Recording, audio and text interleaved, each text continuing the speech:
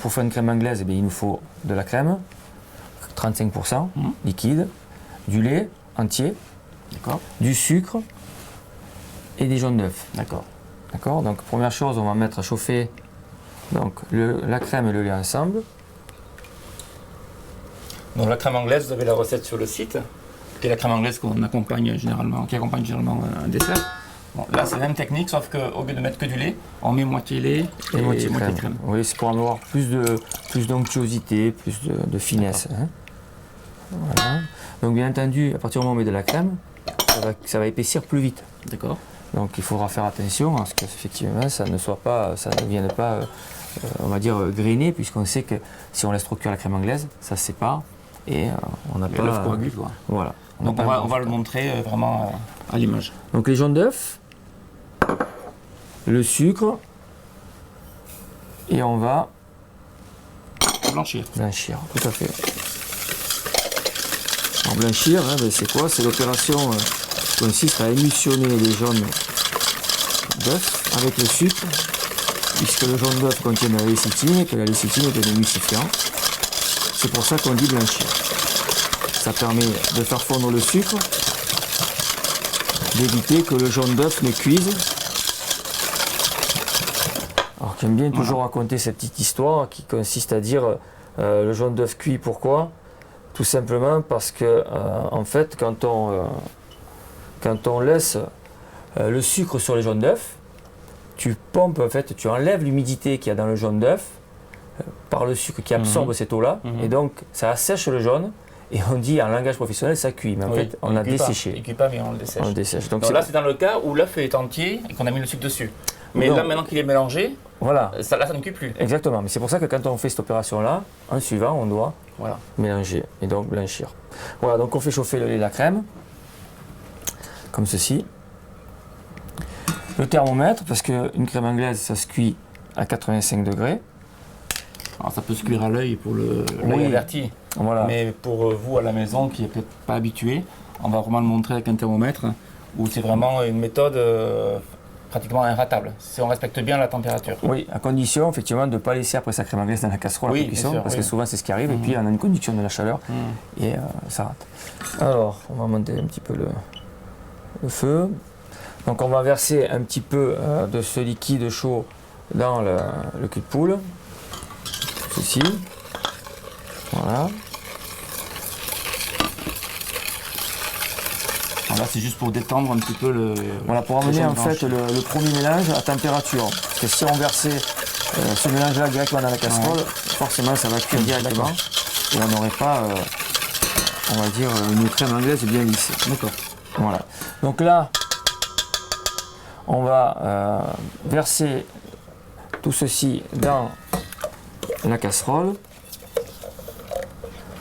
en prenant soin de bien remuer à chaque fois.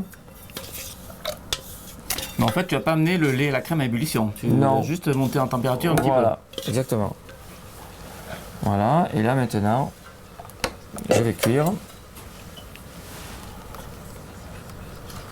Alors ça s'appelle en langage professionnel une cuisson à la nappe.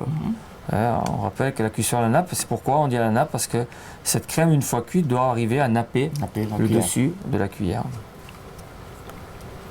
Voilà, tu t'es mis en puissance moyenne. Voilà. Sur une échelle de 9, on est à 5. Je précise pour ceux qui nous regardent. Oui, parce que ça va aller très vite, donc si on cuit trop rapidement, on risque à un moment donné de dépasser la température. Donc on va utiliser... Et le thermomètre va intervenir bientôt là. Voilà. Donc l'œuf coagule à 85 degrés. Voilà, c'est surtout qu'en fait, au-delà de 85 degrés, on va voir l'eau qui va commencer à se séparer de la partie grasse, et donc on risque d'avoir une crème anglaise très séparée, granuleuse. Alors si ça vous arrive, en somme, c'est pas une catastrophe pour le crémeux, dans le sens où on pourrait, en mixant, rattraper la crème anglaise, mais sachez que ça modifie quand même la texture du crémeux. On aura un crémeux un peu plus sec, un peu plus, on va dire un peu plus ferme, mais c'est pas une catastrophe. Il y a des préparations pour lesquelles la crème anglaise doit vraiment être parfaite, notamment une huile flottante où là, l'onctuosité, la crème anglaise, elle est nature, donc il faut qu'elle soit vraiment bien lisse. Là, on va dire que c'est un élément qui va venir, on va dire, se marier et se mélanger avec le chocolat. Le but, c'est d'avoir pareil un côté crémeux, mais en même temps quelque chose d'assez ferme pour qu'on puisse le pocher. Alors vous voyez, Thierry est en train de remuer constamment. Il faut vraiment ne pas laisser la crème et partir faire autre chose dans votre cuisine. Il faut vraiment remuer de façon à ce que la coagulation se fasse progressivement. Ouais. Et le risque dans ce genre de cuisson, c'est d'avoir effectivement une partie qui peut accrocher dans les angles, tout simplement parce que là où ça cuit le plus rapidement, c'est dans les angles de la casserole, puisqu'on a du mal des fois à aller chercher dans le creux de la casserole la crème qui cuit. Donc c'est pour ça que généralement on mélange en 8, comme ceci, de manière à faire tout le tour de la casserole et notamment les angles, et éviter que ça cuise ou que ça accroche, puisqu'il donnerait un petit coup de brûlé dans notre anglaise. Ouais, ça serait dommage. Voilà. Donc on y est presque. Voilà. T'es à combien là? Voilà, mais bon. On y est. Ça monte tout doucement, on commence à voir on voit l'épaisseur. La fumée aussi qui s'échappe, voilà. De la chaleur. Donc là on va monter un petit peu plus, maintenant on peut se permettre, puisque nos jaunes et notre sucre a commencé à vraiment se lier à la crème et au lait, donc ce qui nous permet maintenant de commencer à monter. 52 degrés, ça monte, c'est progressif. Voilà. Ça ne se fait pas en 30 secondes une crème anglaise. Non, faut prendre le temps. Alors contrairement à une crème pâtissière qui elle va se cuire rapidement et on va chercher le bouillon, la crème anglaise elle a besoin effectivement qu'on prenne du temps et qu'effectivement on prenne beaucoup de soin parce que c'est vrai que ça va vite et qu'il serait dommage de la rater, quoi. Et comme je le dis, lorsque vous avez terminé la cuisson, vous n'arrêtez pas de mélanger. Justement, pour éviter que ça continue à cuire, il faut prolonger le mélange et faire en sorte que la chaleur continue à se propager de manière uniforme sans que, à un moment donné, ça puisse provoquer... Malgré qu'on le retire du feu, c'est la casserole qui est chaude. C'est celle qui peut continuer la cuisson. Effectivement, elle conduit la cuisson. Et voire même la débarrasser dès qu'elle est cuite. Exactement. Alors souvent on voit, et c'est assez fréquent, on voit en fait les personnes mettre la crème anglaise de suite sur un saladier avec des glaçons. Oui.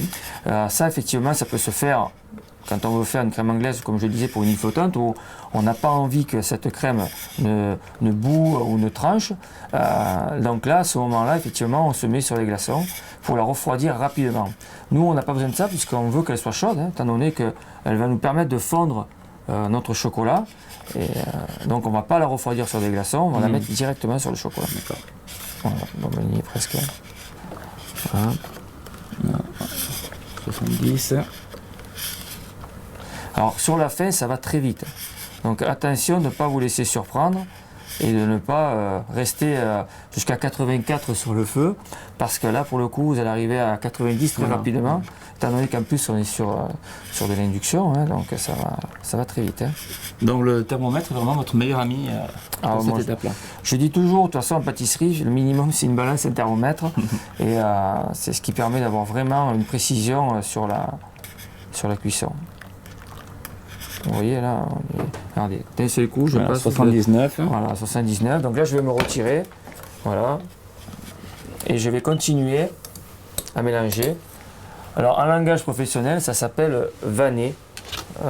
Donc, ce qui consiste à justement mélanger cette crème en 8 dans la casserole. Comme je dis, on ne va pas mettre la crème anglaise dans un cul de poule qui est déjà souillé par les jaunes et le sucre, puisque c'est cru, et que là, on a un produit qui est pasteurisé à 85 degrés. On va prendre un cul de poule qui est propre et on va verser la crème anglaise cuite à l'intérieur, comme ceci. Déjà, le seul fait de faire ce geste, ça stoppe la cuisson de la crème anglaise, mais ceci dit, il faut quand même continuer à la mélanger voilà. de temps en temps. Merci.